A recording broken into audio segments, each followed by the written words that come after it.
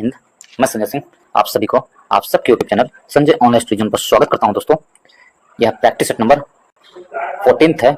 इससे पहले खान सर के प्रैक्टिस बुक से 1 से लेकर 13 तक का प्रैक्टिस सेट में करवा चुका हूं। दोस्तों, ये 14वां नंबर प्रैक्टिस सेट है। यदि आप उसे नहीं देखें 1 से लेकर 13 तक, तो इस वीडियो के इस चैनल के प्लेलिस्ट में जाएं, वहां पर सारा वीडियो आपको उपलब्ध मिलेंगे। खान सर के पब्लिकेशन के रूप में प्लेलिस्ट बना हुआ है और उसे जाकर आप लोग देख सकते हैं। दोस्तों, 1 से लेकर 13 तक ये 14 वीडियो है। और यदि आप लोगों को अच्छा लगता है तो वीडियो को लाइक करें, दोस्तों के ग्रुप में शेयर करें और चैनल को सब्सक्राइब करना ना भूलें। चैनल को जरूर से जरूर सब्सक्राइब कर लें दोस्तों, और बेल आइकन को भी दबा लें ताकि जो भी नोटिफिकेशन मिले आपको, जो भी वीडियो अपलोड करूँ सबसे पहले नोटिफिकेशन आपको मिल सके। तो चलिए देखते हैं आज प्रैक्टिस सेट नंबर 14 का पहला प्रश्न क्या है। इसमें पहला प्रश्न दिया गया है, भारतीय संविधान के अनुच्छेद खले स्थान में उल्लेखित है कि राष्ट्रपति एंग्लो इंडियन समुदाय के 2 सदस्यों को लोकसभा के नाम निर्देशित कर सकते हैं यदि समुदाय का प्रतिनिधित्व पर्याप्त ना हो तो लोकसभा में 2 सदस्य को राष्ट्रपति क्या करते थे, एंग्लो इंडियन के रूप में मनोनीत कर सकते थे। तो इसे कौन से अनुच्छेद के द्वारा दिया गया था? तो यह जो प्रावधान था भारतीय संविधान के अनुच्छेद 331 के तहत दिया गया था। ऑप्शन नंबर डी हमारा सही आंसर है। 331 के तहत अनुच्छेद 331 के द्वारा राष्ट्रपति लोकसभा में एंग्लो इंडियन का प्रतिनिधित्व नहीं होने पर 2 व्यक्तियों की नियुक्ति कर सकते थे, ऐसा दिया हुआ था, परंतु अब यह समाप्त कर दिया गया है। तो ऑप्शन नंबर डी हमारा सही आंसर है। दोस्तों, ऑप्शन नंबर डी सही आंसर है। इसी प्रकार यदि हम देखें 331 में लोकसभा में एंग्लो इंडियन का भारत का संरक्षण था, ठीक है। यदि 332 देखें तो विधानसभा में आरक्षण दिया गया था SC/ST को। 332 में क्या था, अनुच्छेद 332 में विधानसभा में SC/ST को संरक्षण दिया गया था, और 333 में विधानसभा में एंग्लो इंडियन की जो दिया गया था, विधानसभा में एंग्लो इंडियन 333 के तहत विधानसभा में, ठीक है दोस्तों, 333 के तहत विधानसभा में एंग्लो इंडियन से संबंधित था। और 335 यदि देखें अनुच्छेद 335 में है कि सेवाओं पद एवं विशेष आरक्षण था, सेवाओं में पद में विशेष आरक्षण का प्रावधान दिया गया है अनुच्छेद 335 में। तो ऑप्शन नंबर डी हमारा सही आंसर होगा। नेक्स्ट को चलते हैं दोस्तों, 2 नंबर प्रश्न की ओर। निम्नलिखित में से किस वर्ष में राष्ट्रीय जूट नीति का सूत्रीकरण किया गया था? इसका उद्देश्य उत्पादकता में वृद्धि, गुणवत्ता में सुधार, जूट किसानों को अच्छे किस्म की सुनिश्चित करना और प्रति हेक्टेयर उपज में वृद्धि करना था। तो यह किस वर्ष किया गया था? तो यह सुधार वर्ष 2005 में किया गया था। ऑप्शन नंबर बी हमारा सही आंसर है। कब? 2005 में। नेक्स्ट प्रश्न चलते हैं 3rd नंबर प्रश्न की ओर। पार्टी में गुब्बारे फुलाने के लिए निम्नलिखित में से किस अक्रिय गैस का उपयोग किया जाता था? तो गुब्बारे फुलाने के लिए जो अक्रिय गैस का प्रयोग किया जाता था, वो गैस कौन सा हुआ करता था? वो हीलियम गैस हुआ करते थे। ऑप्शन नंबर बी हमारा सही आंसर है। हीलियम गैस हुआ करता है गुब्बारे फुलाने के लिए। ऑप्शन नंबर बी सही है। नेक्स्ट को चलते हैं दोस्तों 4 नंबर प्रश्न में, प्रथम राष्ट्रमंडल खेलों का आयोजन इनमें से किस वर्ष में किया गया था? तो प्रथम राष्ट्रमंडल खेल का आयोजन किस वर्ष किया गया था? प्रथम राष्ट्रमंडल खेल का आयोजन वर्ष 1930 में किया गया था। प्रथम बार राष्ट्रमंडल खेल का आयोजन कब किया गया था? तो वर्ष 1930 में प्रथम बार राष्ट्रमंडल खेलों का आयोजन किया गया था, ठीक है। और यह आयोजन ब्रिटेन में किया गया था दोस्तों। ऑप्शन नंबर बी हमारा सही आंसर है। ऑप्शन नंबर बी सही आंसर है। सेकंड में चलते हैं 5 नंबर प्रश्न की ओर। निम्नलिखित में से किस महासागर का सबसे गहरा बिंदु जावा गर्त है? तो कौन से महासागर का सबसे गहरा बिंदु जावा गर्त है? यदि हम देखें इसमें तो प्रशांत महासागर का क्या आंसर होगा? 5 का सी, सॉरी प्रशांत नहीं, हिंद महासागर का सबसे गहरा बिंदु क्या है? जावा है। हिंद महासागर का सबसे गहरा बिंदु क्या है? जावा द्वीप है। ऑप्शन नंबर सी हमारा सही आंसर है। ऑप्शन नंबर सी सही आंसर है। प्रशांत महासागर का मैरियाना ट्रेंच होता है सबसे गहरा द्वीप, ठीक है दोस्तों। तो ऑप्शन नंबर डी सी सही आंसर है। नेक्स्ट पे चलते हैं 6 नंबर प्रश्न की ओर। भारतीय संविधान के निम्नलिखित में से किस अनुच्छेद के अनुसार देश के नागरिकों को प्राण एवं दैहिक स्वतंत्रता के संरक्षण का अधिकार प्राप्त है?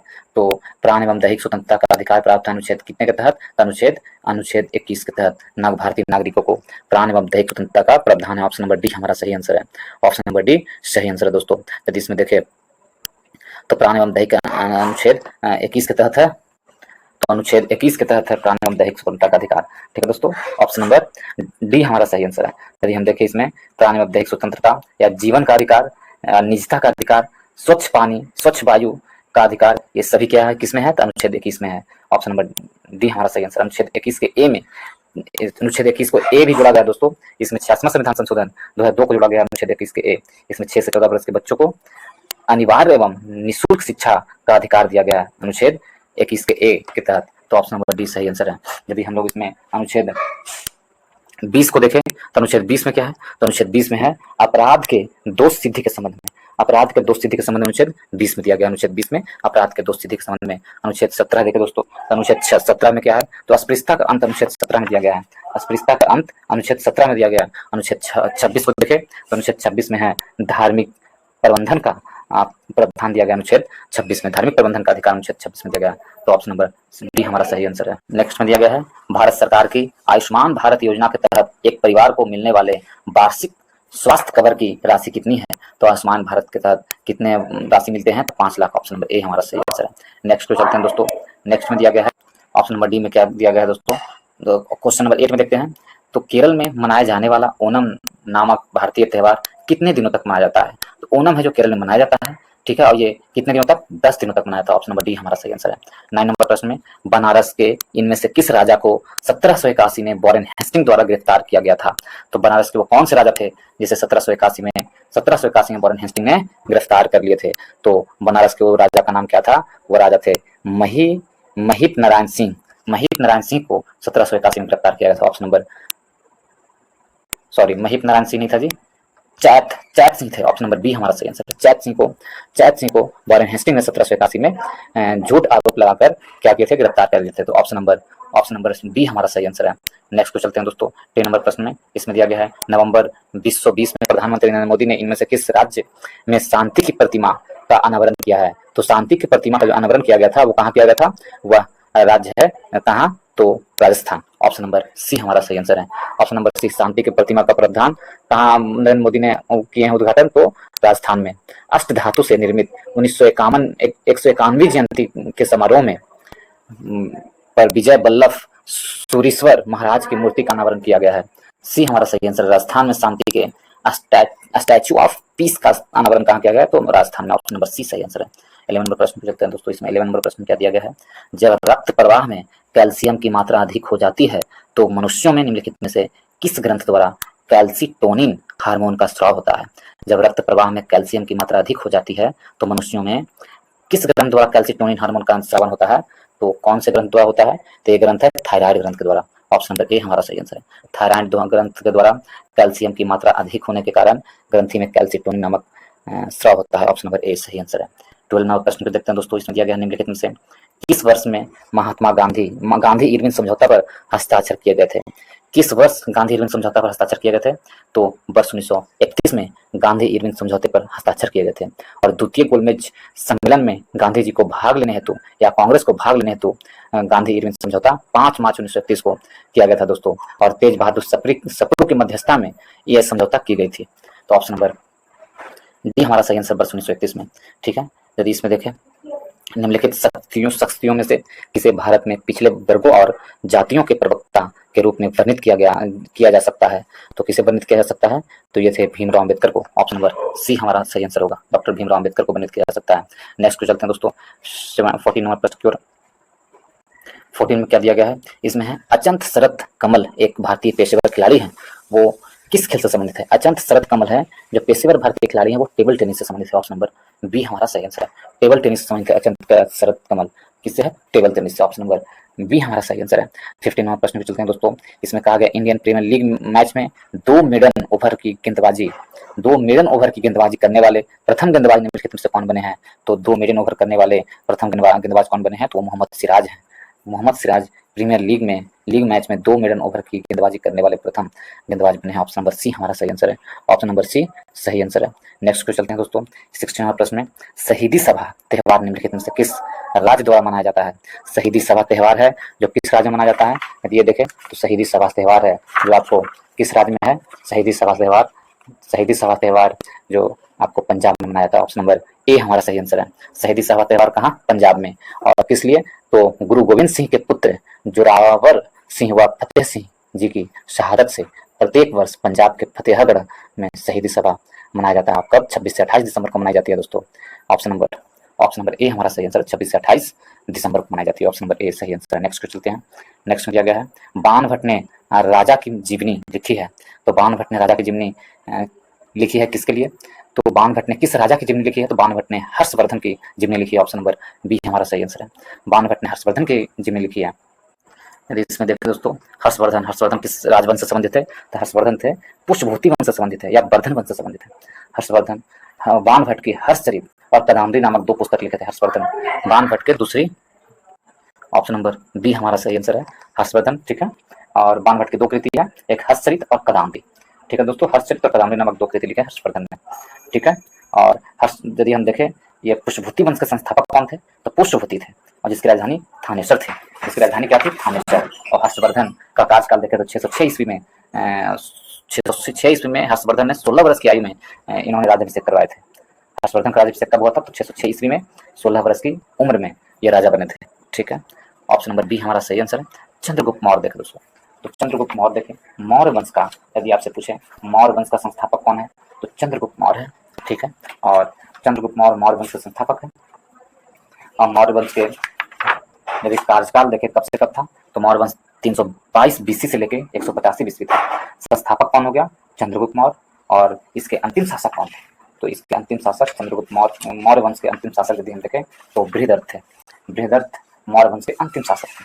मौर्य वंश के अंतिम शासक बृहदर्थ थे 125 ईस्वी में, ठीक है दोस्तों। तो इस प्रकार यदि हम इसमें समुद्रगुप्त देखें, समुद्रगुप्त गुप्त वंश का शासक था। समुद्रगुप्त कौन था? गुप्त वंश का शासक था। समुद्रगुप्त हैं जो गुप्त वंश के शासक है दोस्तों।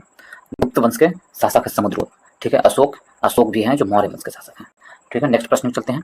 18 नंबर प्रश्न में निम्नलिखित में से कौन से grand parents bag of storage की लेखिका है? Grand parents bag of storage की लेखिका कौन है? ये प्रश्न पूछा है। तो इसमें से ये जो है सुधा मूर्ति हैं, ग्रैंड पेरेंट्स ऑफ स्टोरेज की लेखिका है। ऑप्शन नंबर क्या होगा? डी हमारा सही आंसर होगा, सुधा मूर्ति। ऑप्शन नंबर डी सही आंसर है दोस्तों। नेक्स्ट पे चलते हैं। नेक्स्ट में क्या दिया गया है?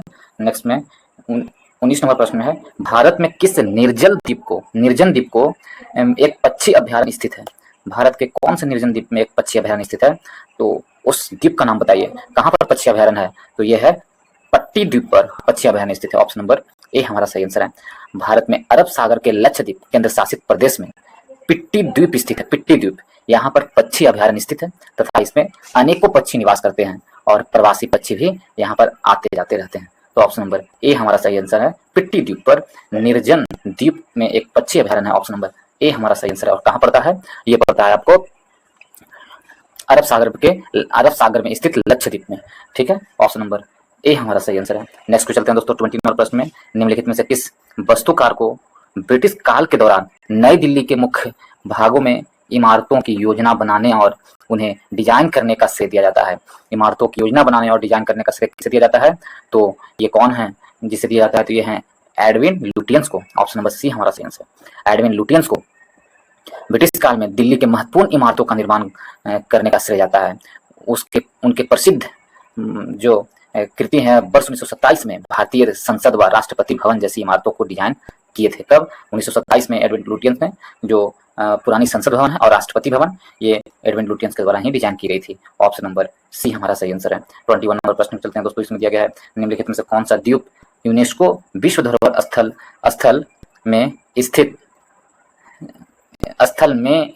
है जिसमें मुख्य रूप से हिंदू भगवान शिव को समर्पित गुफा मंदिरों का संग्रह है? तो यूनेस्को की जो ये बताया गया है वो किसमें है?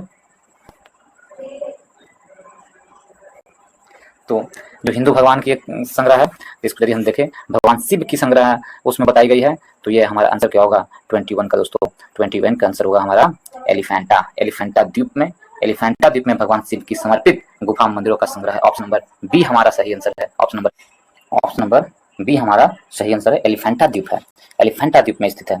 और एलिफेंटा द्वीप मुंबई से 12 किलोमीटर दूर स्थित है दोस्तों। यह द्वीप हाथी की विशाल प्रतिमाओं के कारण प्रसिद्ध है। यह द्वीप प्राचीन भगवान शिव के मूर्ति को समर्पित है। इस गुफाओं को वर्ष 1987 ईस्वी में यूनेस्को द्वारा धरोहर सूची में शामिल किया गया था। ऑप्शन नंबर बी हमारा सही आंसर है।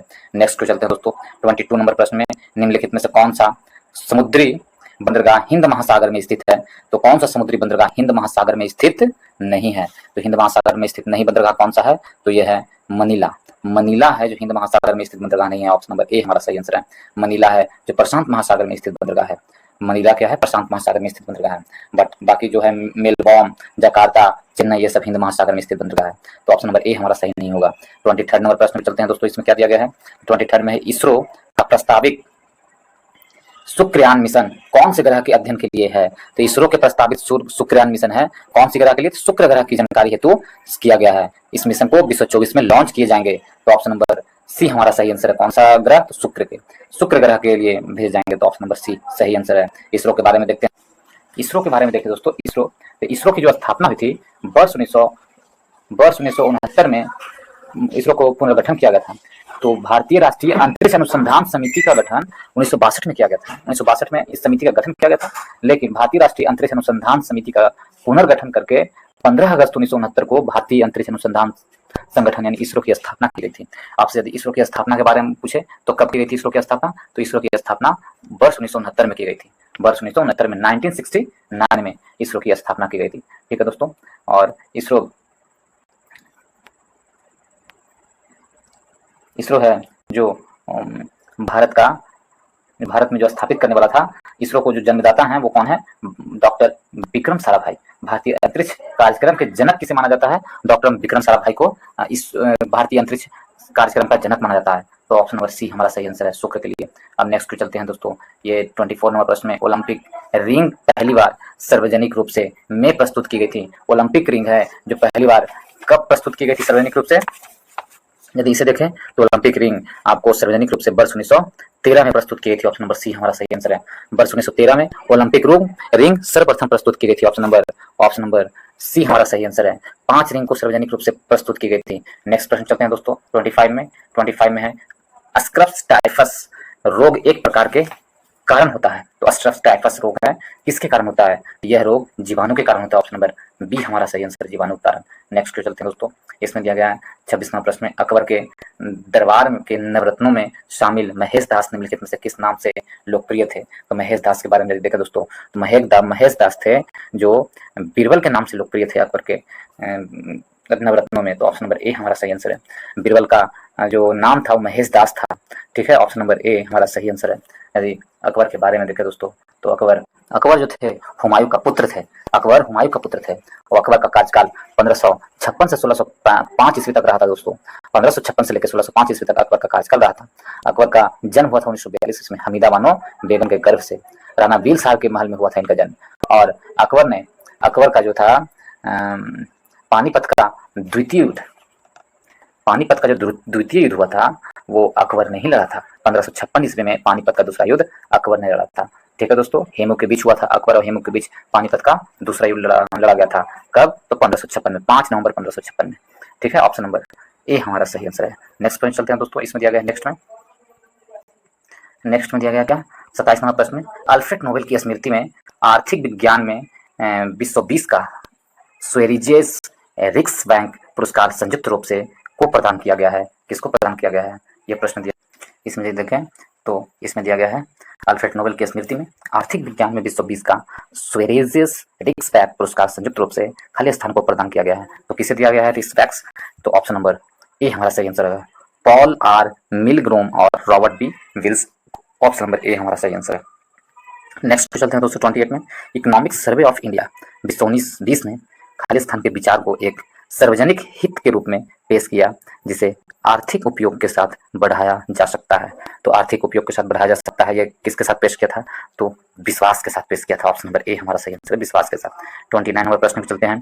मुगल बादशाह शाह आलम द्वितीय ने किस वर्ष में बंगाल, बिहार और उड़ीसा की दीवानी ईस्ट इंडिया कंपनी को अनुदान स्वरूप देने का फरमान जारी किया था। तो शाह आलम द्वितीय ने अनुदान स्वरूप दान देने का जो किया था वर्ष 1964 में। वर्ष 1964 के बाद मुगल बादशाह आलम द्वितीय ने वर्ष 1964 के बाद यानी कि क्या होगा 1965 में देने के लिए फरमान जारी किए थे। ऑप्शन नंबर बी हमारा सही आंसर है। ऑप्शन नंबर बी सही आंसर है। बिहार और उड़ीसा की दीवानी ईस्ट इंडिया कंपनी को अनुदान स्वरूप देने का फरमान जारी किया था। ऑप्शन नंबर बी हमारा सही आंसर होगा। जो 1765 ईस्वी में इलाहाबाद की जो बैठक हुई थी उसमें यह फरमान जारी की गई थी। ऑप्शन नंबर बी सही आंसर है। 1765 ईस्वी में। ठीक है, 1764 में बक्सर का युद्ध हुआ था दोस्तों। बक्सर का युद्ध 1764 में हुआ था और उस युद्ध में ही संयुक्त सेना की हार हुई थी और उसमें इलाहाबाद की संधि हुई थी। इलाहाबाद की बैठक में ही इसमें 1565 ईस्वी में ईस्ट इंडिया कंपनी को बिहार उड़ीसा के दीवानी का फरमान जारी किए थे शाह आलम द्वितीय। ऑप्शन नंबर क्या बी हमारा सही आंसर है। नेक्स्ट को चलते हैं। इसमें दिया गया 30 नंबर प्रश्न में निम्नलिखित में से कौन एक पेशेवर बिलियर्ड्स खिलाड़ी है। तो पेशेवर बिलियर्ड्स खिलाड़ी कौन है? तो इसमें यदि हम देखें पंकज अडवाणी है जो पेशेवर बिलियर्ड्स खिलाड़ी हैं। ऑप्शन नंबर क्या होगा? तो ऑप्शन नंबर सी हमारा सही आंसर है। पंकज अडवाणी पेशेवर बिलियर्ड खिलाड़ी कौन है? पंकज अडवाणी।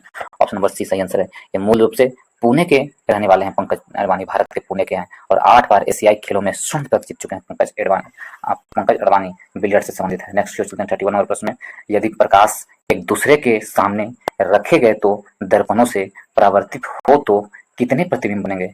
यदि प्रकाश को एक दूसरे के सामने रखे गए 2 दर्पणों से परावर्तित होती है तो उसमें अनंत प्रतिबिंब बनेंगे। ऑप्शन नंबर बी हमारा सही आंसर क्या होगा? अनंत, इसकी कोई गिनती ना हो। ऑप्शन नंबर बी सही आंसर है। इसकी आप याद रखना चाहें दोस्तों तो कभी आप कोई मॉल में जाइएगा तो वहां पर जाने के बाद आप कपड़ा चेंज करने वाले रूम में जाएंगे तो वहां पर देखेंगे कि आमने सामने 2 ये जो मिरर रखा हुआ रहता है उसके बीच में यदि आप खड़ा हो जाएंगे तो आप देखेंगे कि आपकी कई छवियां बनी हुई रहेगी उसमें जो आप काउंट नहीं कर सकते हैं। इतनी छवि उसमें बनी हुई रहेगी आपकी तो आप उसको काउंट नहीं कर सकते हैं। तो ये इसलिए उसे कहा जाता है अनंत प्रतिबिंब बने होते हैं। तो ऑप्शन नंबर बी हमारा सही आंसर होगा। नेक्स्ट क्वेश्चन है दोस्तों।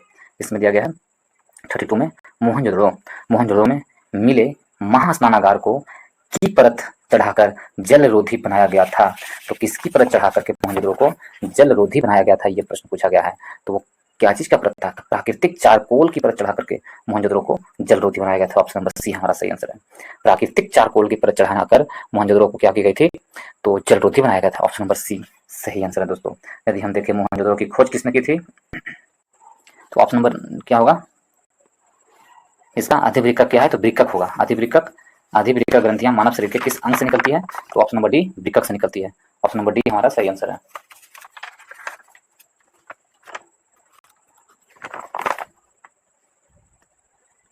क्या होगा? ऑप्शन नंबर डी हमारा सही आंसर है। 35 नंबर प्रश्न जो भारत के किस राज्य में मनिक वंश का शासक था? तो मनिक वंश का शासक कहाँ था? त्रिपुरा में। ऑप्शन नंबर ए हमारा सही आंसर है। मनिक वंश का शासक त्रिपुरा में था। ऑप्शन नंबर ए सही आंसर है दोस्तों। मनिक वंश त्रिपुरा राज्य में स्थित था और इसकी राजधानी अगरतला थी। इस वंश ने 1949 ईस्वी तक त्रिपुरा पर अपना अधिकार जमाया था। 1949 ईस्वी तक। यदि आपसे इसी में पूछ लिया जाए त्रिपुरा को भारतीय राज्य के रूप में कब दर्जा दिया गया था? त्रिपुरा को भारतीय राज्य के रूप में दर्जा दिया गया था वर्ष 1987 में। वर्ष 1972 में त्रिपुरा को एक राज्य के रूप में दर्जा दिया गया था। भारतीय राज्य के रूप में दर्जा दिया गया था 1972 में। और 3 राज्यों को 1972 में राज्य के रूप में दर्जा दिया गया था दोस्तों। मैंने उसे बताया है, इसके लिए मैंने ट्रिक बताया था। मामेत्री राज्य, आमेत्री नहीं, मामेत्री। म से क्या होगा? म से मणिपुर और में से मेघालय और ती से त्रिपुरा, ये 3 राज्यों को वर्ष 1972 में क्या दिया गया है? राज्य का रूप में दर्जा दी गई है। यदि हम इसे देखें त्रिपुरा की लोकसभा सीटों की संख्या कितनी है? तो 2 है और विधानसभा सीटों की संख्या त्रिपुरा में 60 है और राज्यसभा सीटों की संख्या त्रिपुरा में 1 है। त्रिपुरा के यदि राज्यपाल के रूप में देखें तो इंद्रसेन रेड्डी नल्लू है, त्रिपुरा के राज्यपाल हैं और मनिक शाह वहाँ के मुख्यमंत्री हैं। मणिपुर के देखें दोस्तों, ऑप्शन नंबर बी को देखें मणिपुर। तो मणिपुर का राजधानी इम्फाल है और इसे भी 1972 में घोषित किया गया था एक राज्य के रूप में। और विधानसभा सीटों की संख्या मणिपुर में कितना है? 60 है। लोकसभा सीटों की संख्या 2 है और राज्यसभा सीटों की संख्या 1 है। मणिपुर में यदि आपसे राज्यपाल पूछ लिया जाए तो अनसुईया उड़के हैं मणिपुर में। मणिपुर के जो राज्यपाल कौन है? तो अनसुईया उड़के मणिपुर के राज्यपाल हैं और मणिपुर के जो मुख्यमंत्री हैं एन बीरेन सिंह मणिपुर के मुख्यमंत्री हैं। गुजरात को देखें दोस्तों, गुजरात है जो गुजरात में यदि हम देखें वहाँ के अभी मुख्यमंत्री कौन है? तो भूपेंद्र पटेल वहाँ के मुख्यमंत्री हैं गुजरात में और श्री आचार्य देवव्रत वहाँ के राज्यपाल हैं। गुजरात में यदि विधानसभा सीटों की संख्या देखें तो 182 है दोस्तों और राज्यसभा सीटों की संख्या 11 है और लोकसभा सीटों की संख्या 26 है गुजरात में। और गुजरात को एक राज्य के रूप में दर्जा दिया गया था 1960 ईस्वी में। 1960 में एक राज्य के रूप में दर्जा दिया गया था गुजरात को। यदि हम देखें डी नंबर ऑप्शन को, राजस्थान, तो राजस्थान की जो मुख्यमंत्री हैं तो राजस्थान के भी मुख्यमंत्री कौन बनाए गए हैं दोस्तों? राजस्थान के मुख्यमंत्री भजनलाल शर्मा बनाए गए हैं। भजनलाल शर्मा है जो राजस्थान के मुख्यमंत्री हैं। और यदि आपसे पूछा जाए राजस्थान के जो भी फिलहाल में राज्यपाल हैं वो कौन है, तो वह राजस्थान के राज्यपाल कालराज मिश्र हैं दोस्तों। और राजस्थान में जो है, राजस्थान के जो अभी विधानसभा सीटों की संख्या कितना है, तो 200 है राजस्थान में विधानसभा सीटों की संख्या। लोकसभा सीटों की संख्या 29 है राजस्थान में, सॉरी 29 25 है, 25 लोकसभा सीटों की संख्या है और राज्यसभा सीटों की संख्या 10 है राजस्थान में। तो ऑप्शन नंबर ए हमारा सही आंसर है, त्रिपुरा राज्य में मणिपुर था। ऑप्शन नंबर ए सही आंसर। नेक्स्ट क्वेश्चन चलते हैं दोस्तों, 36 नंबर प्रश्न। विभिन्न देशों को वर्गीकृत करने में विश्व बैंक द्वारा उपयोग किए जाने वाला मुख्य मापदंड निम्नलिखित में से कौन सा है, तो मुफ्त मापदंड कौन सा है विभिन्न देशों को वर्गीकृत करने में? विश्व बैंक का उपयोग किए जाने वाला मुख्य मापदंड कौन है, तो विश्व बैंक का उपयोग किए जाने वाला मुख्य मापदंड इसमें क्या है, तो 4 ऑप्शन है इसमें से। ऑप्शन नंबर यदि हम देखें प्रति व्यक्ति आय, ऑप्शन नंबर बी हमारा सही आंसर है। प्रति व्यक्ति आय जो विश्व बैंक द्वारा प्रत्येक देश की राष्ट्रीय आय का विभिन्न मापदंडों की जांच करने के लिए ये क्या है, मुख्य मापदंड है। ऑप्शन नंबर बी हमारा सही आंसर है, प्रति व्यक्ति आय। 37 नंबर प्रश्न चलते हैं दोस्तों। भारतीय संविधान सभा का कौन सा अनुच्छेद भारतीय संसद में मंत्रिपरिषद की भूमिकाओं और जिम्मेदारियों का वर्णन करता है, तो मंत्रिपरिषद की भूमिकाओं और जिम्मेदारियों का वर्णन करता है कौन सी अनुच्छेद, तो अनुच्छेद 74 जो मंत्रिपरिषद की जिम्मेदारी एवं भूमिकाओं का वर्णन करता है। ऑप्शन नंबर ए हमारा सही आंसर है। ऑप्शन नंबर ए सही आंसर है। ठीक है, अनुच्छेद 74 में मंत्रिपरिषद है, जबकि अनुच्छेद 54 देखें तो अनुच्छेद 54 में क्या है, 54 में राष्ट्रपति का निर्वाचन मंडल के बारे में दिया गया है। राष्ट्रपति का जो निर्वाचन होगा अनुच्छेद 54 में होगा दोस्तों, अनुच्छेद 54 में राष्ट्रपति का निर्वाचन होगा। ठीक है, यदि हम देखें इसमें अनुच्छेद 81 में क्या है, तो 81 में लोकसभा का गठन के बारे में दिया गया है। अनुच्छेद 81 में लोकसभा का गठन के बारे में दिया गया है। तो ऑप्शन नंबर ए हमारा सही आंसर है। आगे की ओर चलते हैं दोस्तों, 28 नंबर प्रश्न की ओर। यदि आप लोग दोस्तों इसी प्रकार भारतीय संविधान पढ़ना चाहते हैं या भारतीय इतिहास पढ़ना चाहते हैं ऑब्जेक्टिव प्रश्न के रूप में, वो भी प्रीवियस ईयर प्रश्न के रूप में, तो हमारे चैनल के प्लेलिस्ट में जाइए, वहाँ पर आपको भारतीय संविधान का एक प्लेलिस्ट मिलेगा। उसमें पूरी भारतीय संविधान चैप्टर वाइज ऑब्जेक्टिव प्रश्न के रूप में, वो भी प्रीवियस ईयर प्रश्न के रूप में मैं अपलोड कर चुका हूँ। जाकर उसे आप चेक कर सकते हैं दोस्तों, और ऑब्जेक्टिव क्वेश्चन पढ़ सकते हैं, जिससे आपको ज़्यादा से ज़्यादा प्रश्न बनाने में सहायता होगी। और उसी प्रकार भारतीय इतिहास को भी मैंने तीनों इतिहास को ऑब्जेक्टिव प्रश्न के रूप में मैं अपलोड कर दिया हूँ। यदि आप लोग उसे देखना चाहते हैं तो उसे देख सकते हैं दोस्तों। मुझे विश्वास है यदि आप लोग उसे देखेंगे तो आपकी जो प्रैक्टिस सेट है उसमें नंबर बढ़ने की काफ़ी गुंजाइश हो जाएगी दोस्तों। इसलिए आप लोग देखें और उसे लाभ उठाएं। यदि आप लोग को अच्छा लगता है तो वीडियो को लाइक करें दोस्तों, और चैनल को सब्सक्राइब करें, और वीडियो को ज़्यादा से ज़्यादा लोगों के पास शेयर करें, जितने लोगों के पास हो सभी के पास शेयर करें, चैनल को सब्सक्राइब करना ना भूलें।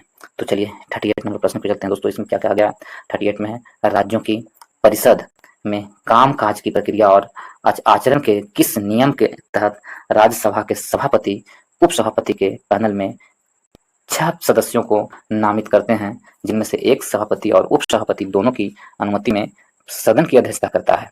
यह कौन से नियम के तहत किया जाता है, तो यह नियम कौन सा है, नियम 8 के तहत किया जाता है। ऑप्शन नंबर बी हमारा सही आंसर है, नियम 8 के तहत। नेक्स्ट प्रश्न में चलते हैं 39 में, कुल भौगोलिक क्षेत्र के प्रतिशत के रूप में वन आच्छादन के संदर्भ में द्विवर्षीय भारत वन स्थिति रिपोर्ट 2019 के अनुसार निम्नलिखित में से कौन सा राज्य भारत में शीर्ष 5 राज्यों में से एक नहीं है। तो ऑप्शन देखते हैं हम लोग, कौन शीर्ष 5 राज्यों में से एक नहीं है। यदि ये देखें तो कौन नहीं है इसमें से 40 का प्रश्न का आंसर, तो मध्य प्रदेश शीर्ष 5 राज्यों में से एक नहीं है। ऑप्शन नंबर ए हमारा सही आंसर है। 40 नंबर प्रश्न पे चलते हैं दोस्तों। यदि इसी में हम देख रहे हैं मध्य प्रदेश के बारे में दिया गया है, तो मध्य प्रदेश के यदि आपसे पूछ लिया जाए कि अभी मुख्यमंत्री कौन है, मध्य प्रदेश में मुख्यमंत्री कौन है, यदि आपसे पूछ ले, तो नए मुख्यमंत्री बनाए गए हैं दोस्तों मध्य प्रदेश में, वो है डॉक्टर मोहन यादव। मध्य प्रदेश के मुख्यमंत्री बनाए गए हैं डॉक्टर मोहन यादव। और मध्य प्रदेश में जो राज्यपाल हैं वो मंगू भाई छगन भाई पटेल है, वहाँ के राज्यपाल है। तो मध्य प्रदेश की विधानसभा सीटों की संख्या देखें तो 233 है, 30 है, 230 है मध्य प्रदेश में विधानसभा सीटों की संख्या। लोकसभा सीटों की संख्या 29 है मध्य प्रदेश में, और राज्यसभा सीटों की संख्या मध्य प्रदेश में 211, सॉरी राज्यसभा सीटों की संख्या मध्य प्रदेश में 11 है। राज्यसभा सीटों की संख्या कितना है, तो 11 है। ठीक है दोस्तों। यदि उसी प्रकार मिजोरम को देखें, मिजोरम का जो यदि हम देखें तो मिजोरम का राजधानी कहाँ है, आइसोल। और मिजोरम वर्ष 1987 ईस्वी में राज्य के रूप में दर्जा दिया गया था, और 3 राज्य थे इसमें से मिजोरम, मणिपुर और मेघालय। अमीगो गोवा, अरुणाचल प्रदेश, मिजोरम और गोवा, 3 राज्यों को वर्ष 1987 ईस्वी में एक राज्य के रूप में दर्जा दिया गया था। ठीक है, एक राज्य के रूप में दर्जा दिया गया था। यदि मिजोरम के विधानसभा सीटों की संख्या देखें तो 40 है, लोकसभा सीटों की संख्या 1 है, और राज्यसभा सीटों की संख्या 1 है। मिजोरम के राज्यपाल को देखें दोस्तों, यदि आपसे पूछ लिया जाए तो मिजोरम के राज्यपाल हरि बाबू कंभमपति है, और वहाँ के मुख्यमंत्री लाल दुमुहुआ है। मिजोरम के मुख्यमंत्री। अरुणाचल प्रदेश को देखें दोस्तों तो अरुणाचल प्रदेश है जो अरुणाचल प्रदेश की राजधानी ईटानगर है और वर्ष 1987 में भी अरुणाचल प्रदेश की स्थापना की गई थी। अभी हमने ट्रिक बताया। और यहाँ की राज्यपाल केटी परनाइक है अरुणाचल प्रदेश में और मुख्यमंत्री पेमा खांडू है। अरुणाचल प्रदेश में विधानसभा सीटों की संख्या 60 है, लोकसभा सीटों की संख्या 2 है और राज्यसभा सीटों की संख्या 1 है अरुणाचल प्रदेश में। मेघालय को देखें दोस्तों, मेघालय मेघों का घर जहाँ हो उसे मेघालय कहते हैं। इसकी राजधानी शिलांग है और मेघालय को 1972 में राज्य के रूप में दर्जा दिया गया था। ठीक है, और अभी वहाँ के राज्यपाल फागु चौहान है और वहाँ के मुख्यमंत्री कोनराड संगमा है। यदि हम देखें मेघालय में विधानसभा सीटों की संख्या 60 है, लोकसभा सीटों की संख्या 2 है और राज्यसभा सीटों की संख्या 1 है। नेक्स्ट प्रश्न चलते हैं 14 नंबर प्रश्न में। केंद्रीय स्वास्थ्य संगठन द्वारा राष्ट्रीय सहायक प्रजनन प्रौद्योगिकी और सरोगेसी बोर्ड के विशेषज्ञ सदस्य के रूप में किसे नियुक्त किया गया है? सरोगेसी को किसे नियुक्त किया गया है? तो विशेषज्ञ और सदस्य के रूप में किसे नियुक्त किया गया है, यह प्रश्न पूछा गया 40 में। तो ये डॉक्टर अरजी पटेल को नियुक्त किया गया। ऑप्शन नंबर ए हमारा सही आंसर है, डॉक्टर अरजी पटेल को। नेक्स्ट को चलते हैं दोस्तों, विश्व ऑटिज्म जागरूकता दिवस हर साल किस दिन मनाया जाता है? विश्व ऑटिज्म जागरूकता दिवस हर साल 2 अप्रैल को मनाया जाता है। ऑप्शन नंबर बी हमारा सही आंसर है, 2 अप्रैल को विश्व ऑटिज्म जागरूकता दिवस मनाया जाता है। नेक्स्ट प्रश्न चलते हैं 42 नंबर में। तेलंगाना सरकार के नगर पालिका प्रशासन और शहरी विकास मंत्रालय ने हैदराबाद और उसके आसपास कितने जल निकायों का कार्यकलाप और विकास के लिए एक कार्यक्रम शुरू किया गया है? यदि इसे देखें तो कितने, तो 50 जल निकायों का कायाकल्प और विकास के लिए एक कार्यक्रम शुरू किया गया। कितना? 50 जल निकायों का। ऑप्शन नंबर डी हमारा सही आंसर है, 42 का ऑप्शन नंबर डी सही आंसर है। 43 नंबर प्रश्न चलते हैं दोस्तों। नासा के मून टू मार्स प्रोग्राम के पहले प्रमुख के रूप में किसे नियुक्त किया गया? तो मून टू मार्स प्रोग्राम के लिए पहले प्रमुख के रूप में किसे नियुक्त किया गया है? पहले प्रमुख के रूप में ये अमित क्षत्रिय को नियुक्त किया गया। ऑप्शन नंबर डी हमारा सही आंसर है, अमित क्षत्रिय। नेक्स्ट क्यों चलते हैं दोस्तों, इसमें दिया गया है नेक्स्ट नंबर प्रश्न में क्या है? वार्षिक भारतीय श्रीलंका द्विपक्षीय समुद्री अभ्यास श्रीनेक्स 2023 कौन सा संस्करण कोलंबो और श्रीलंका में आयोजित किया गया था? श्रीनेक्स का कौन सा संस्करण था जो श्रीलंका में आयोजित किया गया था? तो श्रीनेक्स का जो 10वां संस्करण था जो श्रीलंका में आयोजित किया गया था। कौन सा? 10वां। ऑप्शन नंबर बी हमारा सही आंसर है। नेक्स्ट चलते हैं दोस्तों 45 में। कहा गया दूसरी G20 टूरिज्म वर्किंग ग्रुप की बैठक किस शहर में शुरू की गई है? दूसरी G20 टूरिज्म वर्किंग ग्रुप की बैठक किस शहर में की गई है? तो इसकी बैठक है जो सिलीगुड़ी में की गई है। ऑप्शन नंबर ए हमारा सही आंसर है, सिलीगुड़ी में। नेक्स्ट प्रश्न चलते हैं दोस्तों 46 नंबर प्रश्न में। 46 में दिया गया है कि रक्षा मंत्रालय ने देश की रक्षा क्षमताओं को बढ़ाने के लिए घरेलू उत्पादों के साथ लगभग 5400 करोड़ रुपए की कुल लागत पर कितने अनुबंधों पर हस्ताक्षर किए हैं? तो कितने अनुबंधों पर हस्ताक्षर किए हैं, यह प्रश्न पूछा गया है। यदि इसे देखें दोस्तों तो कितने अनुबंधों पर हस्ताक्षर किए हैं? तो लगभग 3 अनुबंधों पर हस्ताक्षर किए हैं। ऑप्शन नंबर बी हमारा सही आंसर है, 3 अनुबंधों पर। नेक्स्ट चलते हैं दोस्तों 47 नंबर प्रश्न की ओर।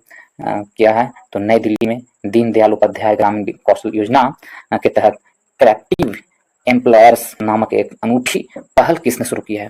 क्रिएटिव एम्प्लॉयर नामक एक अनूठी पहल किसने शुरू की है? तो इसकी शुरुआत गिरिराज सिंह ने किए थे। ऑप्शन नंबर डी हमारा सही आंसर है। 48 में solar energy corporation of India के लिमिटेड को खाली स्थान सेंट्रल पब्लिक सेक्टर एंटरप्राइज का दर्जा मिला है। सेंट्रल पब्लिक सेक्टर एंटरप्राइज का दर्जा मिला है, किसे मिला है? तो कौन सी दर्जा मिला है? नवरत्न का, महारत्न का, मिनी कैटेगरीज में या मिनी रत्ना कैटेगरीज 2 में रखा गया है। किसमें रखा गया है? तो इसे रखा गया है आपको मिनी रत्ना कैटेगरी फर्स्ट में रखा गया। ऑप्शन नंबर बी हमारा सही आंसर है, मिनी रत्ना गिरी फर्स्ट में। ऑप्शन नंबर बी हमारा सही आंसर है 48 का। नेक्स्ट क्वेश्चन चलते हैं दोस्तों, इसमें दिया गया है 49 में 10 दिसंबर सांस्कृतिक उत्सव सौर राष्ट्र तमिलनाडु संगम किस राज्य में शुरू हुआ है? तो तमिलनाडु संगम किस राज्य में शुरू हुआ है? सौर राष्ट्र का तमिलनाडु संगम किस राज्य में है? जो ये जो है आपको गुजरात में स्थित है। ऑप्शन नंबर सी हमारा सही आंसर है, तमिलनाडु संगम गुजरात में स्थित है। ऑप्शन नंबर सी सही आंसर है। नेक्स्ट पे चलते हैं दोस्तों, नेक्स्ट में दिया गया है, इसमें सभी का लगभग बता दिए हैं दोस्तों। महाराष्ट्र का हम लोग बता देते हैं, तमिलनाडु का, गुजरात का बता चुके हैं, हिमाचल प्रदेश को देख लेते हैं पहले। हिमाचल प्रदेश को यदि हम देखें तो हिमाचल प्रदेश की क्या है, राजधानी शिमला है। यहाँ के जो मुख्यमंत्री है हिमाचल प्रदेश में सुखविंदर सुक्खू है हिमाचल प्रदेश के मुख्यमंत्री, और शिव प्रताप शुक्ल वहाँ के राज्यपाल हैं। हिमाचल प्रदेश में विधानसभा सीटों की संख्या 60 है दोस्तों, लोकसभा सीटों की संख्या 4 है और राज्यसभा सीटों की संख्या कितना है? 3 है राज्यसभा सीटों की संख्या हिमाचल प्रदेश में। ठीक है दोस्तों, इतनी इंपॉर्टेंट बन जाती है। यदि इसमें हम देखें तमिलनाडु के मुख्यमंत्री स्टालिन है। इनके स्टालिन वहाँ के राज्यपाल RN रवि हैं। तमिलनाडु में सीटों की संख्या 234 है, लोकसभा सीटों की संख्या 39 है और राज्यसभा सीटों की संख्या 19 है तमिलनाडु में। ठीक है दोस्तों, इसी प्रकार यदि हम देखें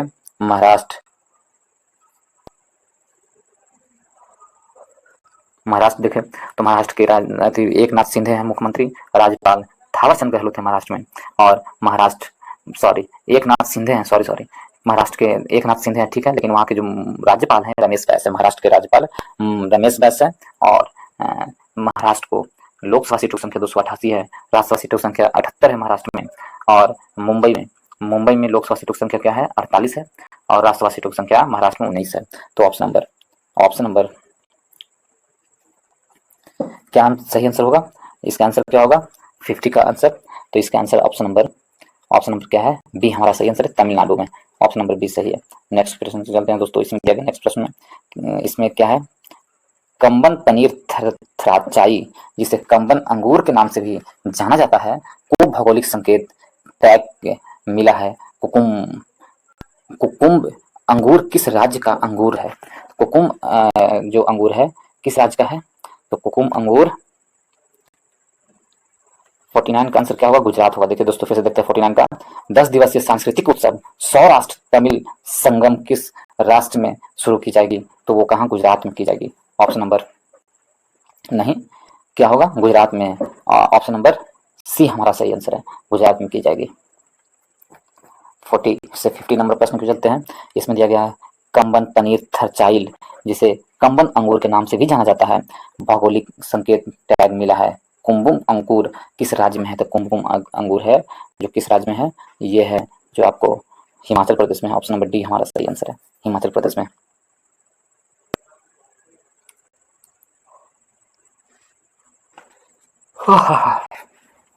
बाप रे बाप,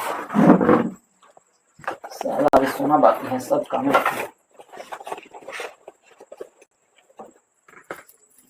तो चलना नहीं है। हो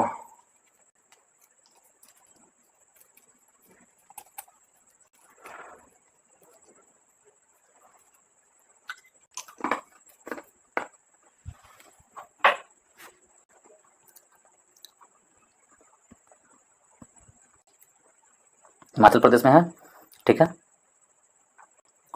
नेक्स्ट प्रश्न चलते हैं दोस्तों। 51 नंबर प्रश्न में, भारत का सबसे नया नाभिकीय ऊर्जा संयंत्र कौन सा है? भारत का सबसे नया नाभिकीय ऊर्जा संयंत्र कौन है? इन चारों में से सबसे नया नाभिकीय ऊर्जा संयंत्र आपको कौन है? तो कुडनकुलम, ऑप्शन नंबर सी हमारा सही आंसर, सबसे नया है कुडनकुलम। मीथेन का प्रतीक क्या होता है दोस्तों? CH4 क्या है? मीथेन का प्रतीक। ऑप्शन नंबर डी हमारा सही आंसर है, CH4। नेक्स्ट प्रश्न पूछते हैं हम। इसमें दिया गया है कैल्शियम पैमाने पर अपने पानी का हिमांकन क्या है? कैल्शियम पैमाने पर पानी का हिमांकन हमसे पूछा है। तो कैल्शियम पैमाने पर पानी का जो हिमांकन होता है वो 273.15 किलोमीटर होता है, 273.15 किलोमीटर। ऑप्शन नंबर डी हमारा सही आंसर है, ऑप्शन नंबर डी सही आंसर है। 54 नंबर प्रश्न में चलते हैं दोस्तों। कोशिका की खोज किसने की है? तो रॉबर्ट हुक ने कोशिका की खोज की है। ऑप्शन नंबर बी हमारा सही आंसर है। रॉबर्ट हुक ने पहली बार मृत कोशिका की खोज की थी। मृत कोशिका की खोज किसने की थी? तो रॉबर्ट हुक ने। ऑप्शन नंबर बी हमारा सही आंसर है। निम्नलिखित में से किस अंग की व्याधियों के निष्पादन के लिए EEG परीक्षण किया जाता है? तो EEG परीक्षण किसके लिए किया जाता है? तो EEG परीक्षण है जो आपको कोशिका की खोज, EEG परीक्षण है जो इलेक्ट्रो इन्फेसोग्राम है, इलेक्ट्रोइन्फेसोग्राम है जो मस्तिष्क के लिए खोजा जाता है। ऑप्शन नंबर ए हमारा सही आंसर है, मस्तिष्क के लिए EEG, ठीक है, मस्तिष्क। ऑप्शन नंबर ए हमारा सही आंसर है। नेक्स्ट प्रश्न चलते हैं 56 नंबर प्रश्न में। फास्फोरस की परमाणुकता क्या है? यदि हम ये देखें, फास्फोरस की परमाणुकता है जो क्या है? उत्सर्जन चतुर्थ परमाणु है। ऑप्शन नंबर ए हमारा सही, ऑप्शन नंबर चतुर्थ परमाणु का ऑप्शन नंबर सी बी हमारा सही आंसर होगा। ऑप्शन नंबर बी सही आंसर होगा 56 का, ऑप्शन नंबर बी सही है। नेक्स्ट चलते हैं दोस्तों 56-7 में। श्वसन नली इनमें से किस मानव तंत्र का एक भाग है? श्वसन नली है जो मानव तंत्र का कौन सा भाग है? तो श्वसन तंत्र का भाग है श्वसन नली। ऑप्शन नंबर डी हमारा सही आंसर है। नेक्स्ट चलते हैं दोस्तों 58 में। निम्नलिखित में से कौन सी ग्रंथि इंसुलिन हार्मोन का उत्पादन करती है? इंसुलिन हार्मोन का उत्पादन कौन सी ग्रंथि करती है? तो इंसुलिन हार्मोन का जो उत्पादन है आपको वो अग्नाशय हार्मोन उत्पादन करती है, अग्नाशय इंसुलिन हार्मोन का उत्पादन करती है अग्नाशय। ऑप्शन नंबर डी हमारा सही आंसर है, अग्नाशय है ऑप्शन नंबर डी। 59 में देखें, 59 में इसमें दिया गया है कि निम्नलिखित में से कौन सी विद्युत चुम्बकीय तरंगे हैं। तो विद्युत चुम्बकीय तरंगे कौन सी हैं? यदि इसमें देखें दोस्तों विद्युत चुम्बकीय तरंगे के बारे में, तो विद्युत चुम्बकीय तरंगे हैं कौन? तो एक्स किरणें क्या है? अग्नाशय है ऑप्शन नंबर ए, हम डी हमारा सही आंसर है। और विद्युत चुम्बकीय तरंग कौन सा है इसमें? 59 नंबर प्रश्न में तो एक्स किरणें है जो विद्युत चुम्बकीय किरणें, ऑप्शन नंबर सी हमारा सही आंसर है। 61 नंबर प्रश्न में चलते हैं दोस्तों। दमा मानव शरीर के का भाग है, का विकार है? तो दमा है जो मानव शरीर के श्वसन तंत्र का या वायु पथ फेफड़ों तक बढ़ जाता है, तो किसका विकार है? श्वसन तंत्र का, ऑप्शन नंबर ए हमारा सही आंसर है, श्वसन तंत्र का। 61 नंबर प्रश्न में चलते हैं। लाइट डिटेक्टर उपकरण को के रूप में भी जाना जाता है? तो लाइट डिटेक्टर उपकरण होते हैं जो किस रूप में जाना जाता है उसे? तो उसे जाना जाता है पॉलीग्राफी के लिए। लाइट डिटेक्टर उपकरण को पॉलीग्राफी के रूप में जाता है। ऑप्शन नंबर डी हमारा सही आंसर है, ऑप्शन नंबर डी सही है। नेक्स्ट 62 में चलते हैं दोस्तों। माइक्रोसॉफ्ट एक्सेल थे में वर्कबुक खालिस्तान का एक संग्रह होता है। माइक्रोसॉफ्ट एक्सेल में वर्कबुक का संग्रह क्या कहलाता है?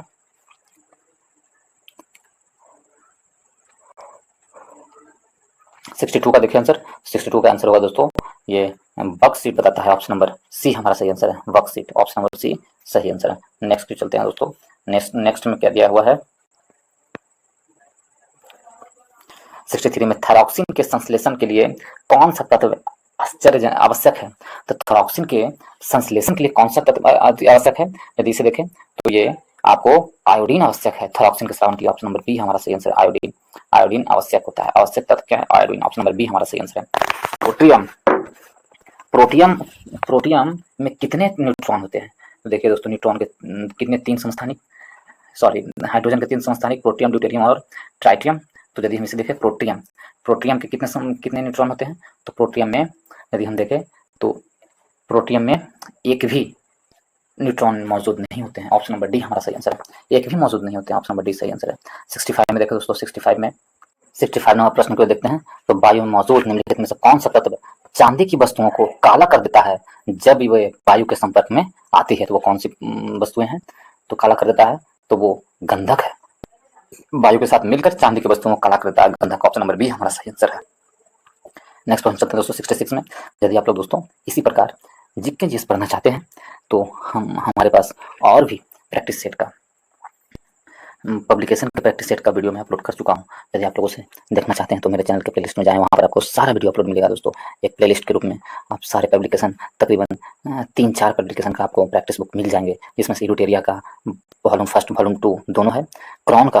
क्रॉन पब्लिकेशन का बुक का वॉल्यूम भी 15 सेट्स थे, वो भी अपलोड है दोस्तों। और साथ ही साथ वॉल्यूम 2 आपको रुक्मणी प्रकाशन का वॉल्यूम 2 जिसमें 20 सेट्स है, वो भी अपलोड है। यदि आप लोग उसे नहीं देखे हैं तो आप उसे देख लें दोस्तों। यदि आप उसे देखते हैं उसके बाद यदि आप सेट बनाते हैं तो आपको जीके जीएस में काफ़ी कॉन्फिडेंस मिलेगा दोस्तों, जिससे आपको नंबर बढ़ने की ज़्यादा संभावना है। तो आप लोग उसे जाकर जरूर देखें और लाभ उठाएं दोस्तों। यदि आप लोग को अच्छा लगता है तो वीडियो को लाइक करें, दोस्तों के ग्रुप में शेयर करें और चैनल को सब्सक्राइब करना ना भूलें दोस्तों।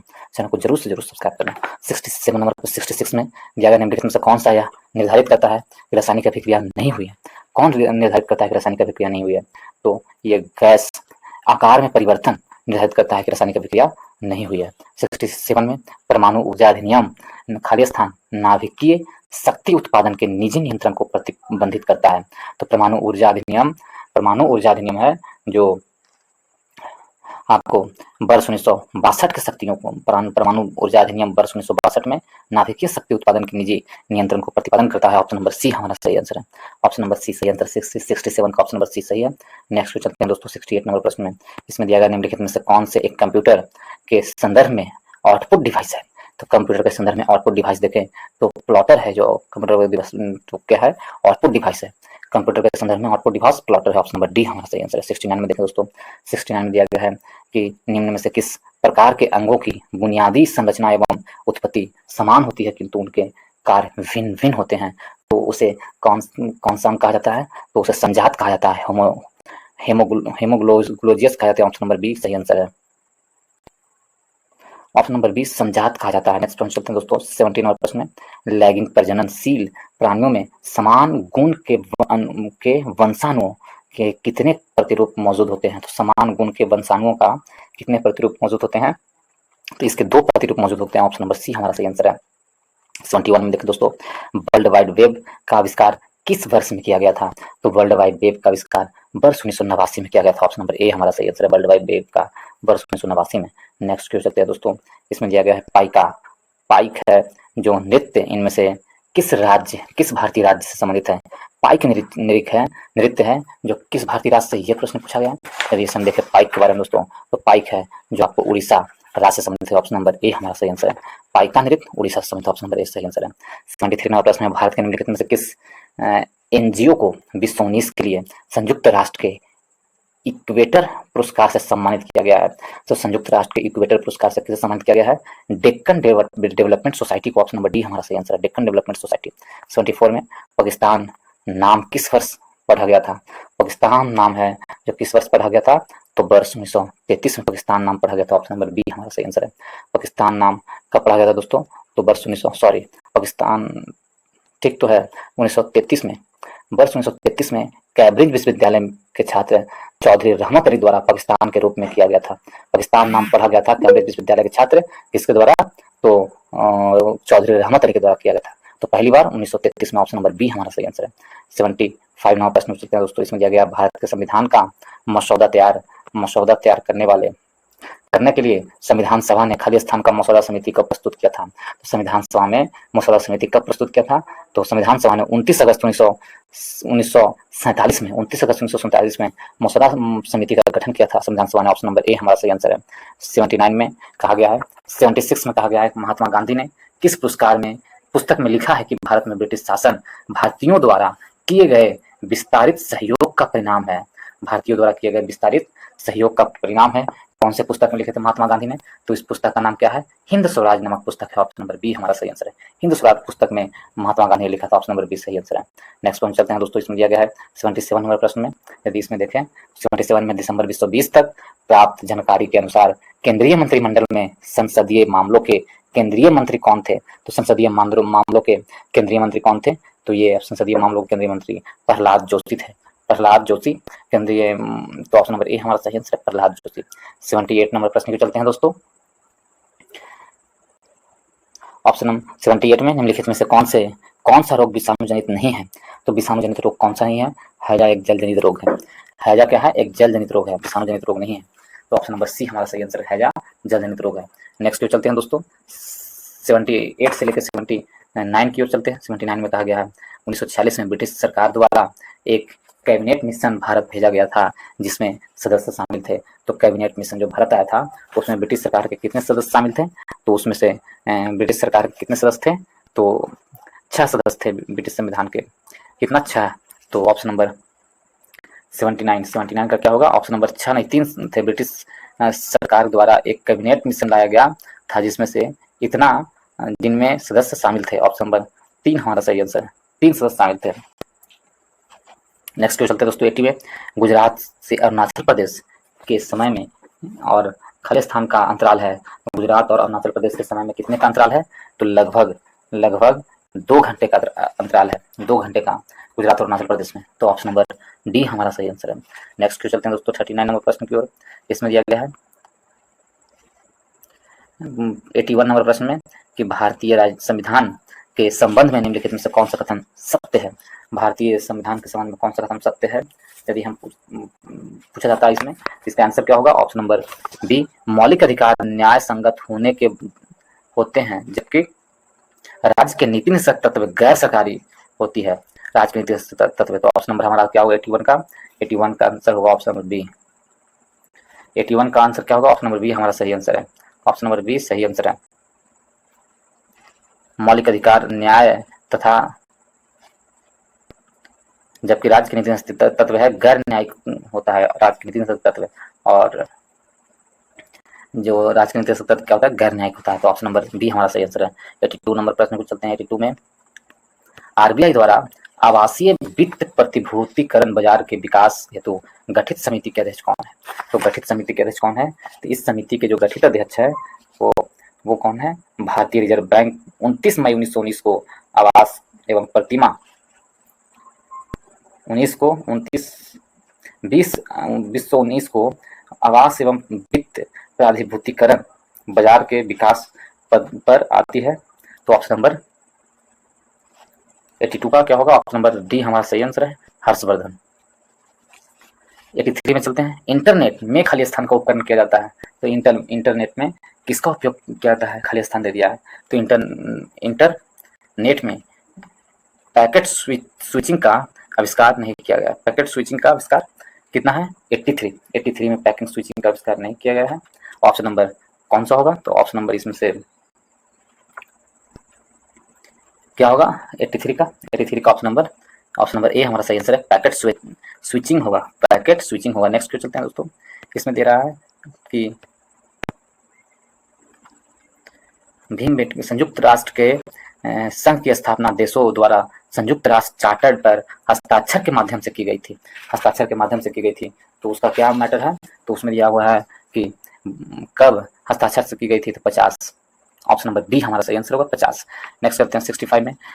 भीमबेटका गुफाओं की खोज कब हुई थी? भीमबेटका गुफाओं की खोज किस वर्ष की गई थी? ये प्रश्न पूछा गया है। तो भीमबेटका गुफाओं की खोज देखें दोस्तों तो कब है? 85 नंबर प्रश्न को देखते हैं। तो भीमबेटका गुफाओं की खोज हुई थी वर्ष 1957 से लेकर 58 के बीच में। ऑप्शन नंबर बी हमारा सही आंसर है, भीमबेटका की। ऑप्शन नंबर बी सही आंसर है। नेक्स्ट पॉइंट चलते हैं दोस्तों। 4 AC तो 85 का हो गया ऑप्शन नंबर बी। वर्ष 1957 से 58 तक भीमबेटका की गुफाओं की खोज की गई थी। ऑप्शन नंबर बी हमारा सही आंसर है। ऑप्शन नंबर बी सही आंसर है, 57 से 58 के बीच खोली गई थी। ठीक है दोस्तों, तो इसके साथ ही इस वीडियो को समाप्त करता हूँ। यदि आप लोग को अच्छा लगा हो दोस्तों तो वीडियो को लाइक करें, दोस्तों के ग्रुप में शेयर करें, ज़्यादा से ज़्यादा लोग ग्रुप में शेयर करें, चाहे एजुकेशनल ग्रुप हो, और चैनल को सब्सक्राइब जरूर कर ले दोस्तों।